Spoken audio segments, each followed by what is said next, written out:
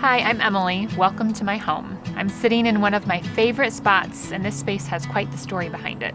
Pull up a chair and listen in.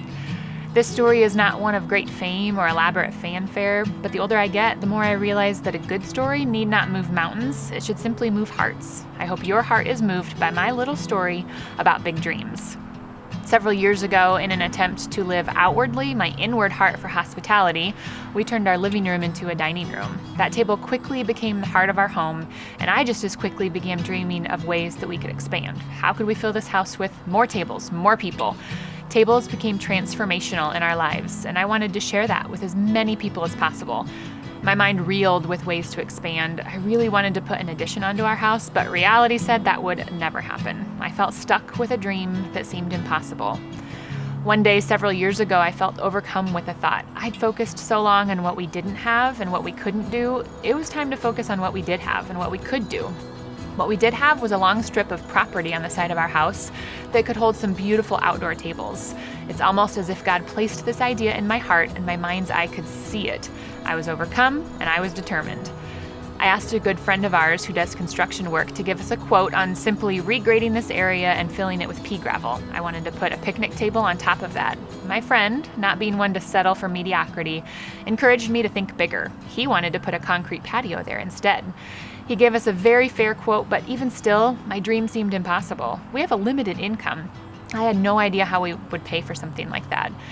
Well, at the time, I'd begun selling some of the homemade bread that I liked to bake, and I became determined that selling bread would simply have to pay for this project. So I baked, and I prayed, and I baked, and I prayed more and more over the course of about a year or two.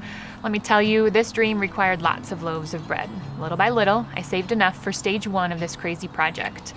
Over the course of a week, my patio was created and new friendships were formed. The crew who built this space quickly became friends, and the presence of the patio alone began to initiate gatherings with people passing by. Over the course of the following year, I baked even more loaves of bread, saving this time for the tables that my patio was designed for. The same crew who created my patio agreed to build my tables, and they completely amazed me with their work. They handcrafted 2 12-foot tables, 4 12-foot benches, and an 8-foot buffet. I used to dream that this space could hold 20 people.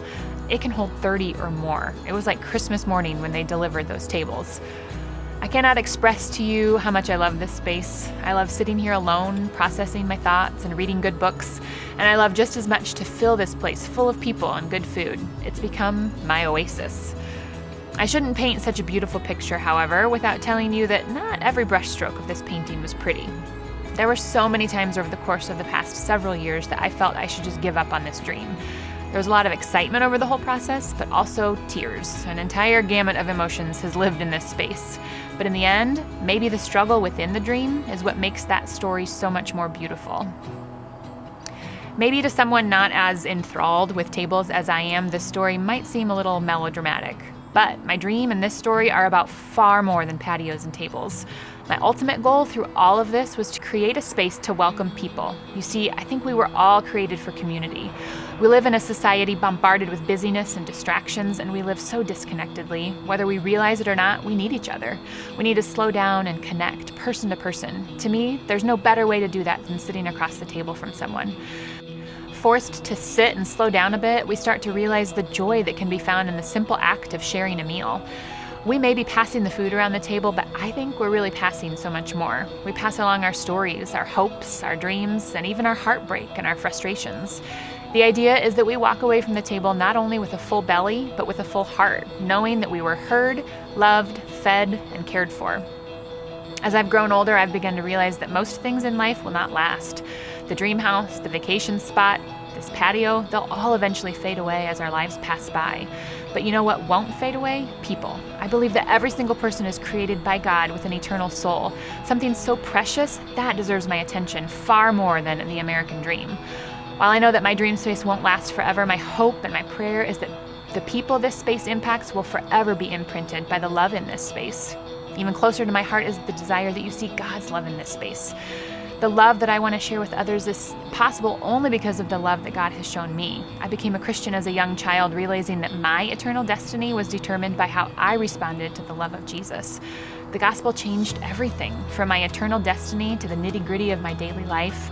The gospel holds the hope that we all desire, and I would love nothing more than to share that story with you about God's love, how He's transformed my life, and how He can do the same for you. There are so many people to thank for this story. A big thank you to my family, my husband, for putting up with my crazy dreams. It's a roller coaster around here sometimes.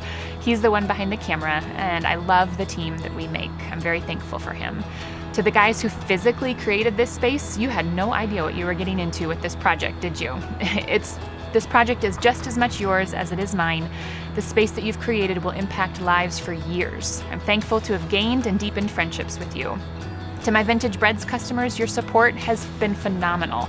Thank you for supporting me in this venture, for believing in me, befriending me. Without your purchases, this place wouldn't exist. I'm so grateful. And you, every single person watching this, you're loved and you're welcomed here. I want you to join me in this space that I created for you. There's always room for one more at the table. Come and join me. We'll talk about anything and everything that you want to, and I hope that you walk away feeling full of love. Maybe you're watching this and you feel like you could never open your home in hospitality because you don't have the space. Trust me, I wasted far too much time not practicing hospitality because I thought I didn't have the right home for it. Hospitality actually has nothing to do with your home, but it has everything to do with your heart. Open your heart to people. You'll never be the same again. Maybe you're watching this and you have your own crazy dream. I want to encourage you to chase it. It won't be easy and it may not work out exactly like you planned, but in the end, you'll be a better person for trying. Come grab some coffee at my table, tell me about your dream, and we'll chase it together. I'll leave you with a verse that beautifully expresses how I feel about this space and the work that God is doing here. Psalm 118, verse 23 says, "This is the Lord's doing, and it is marvelous in our eyes." I hope you'll come and join me at my table someday and see for yourself the marvelous ways that God works. I can't wait to see you.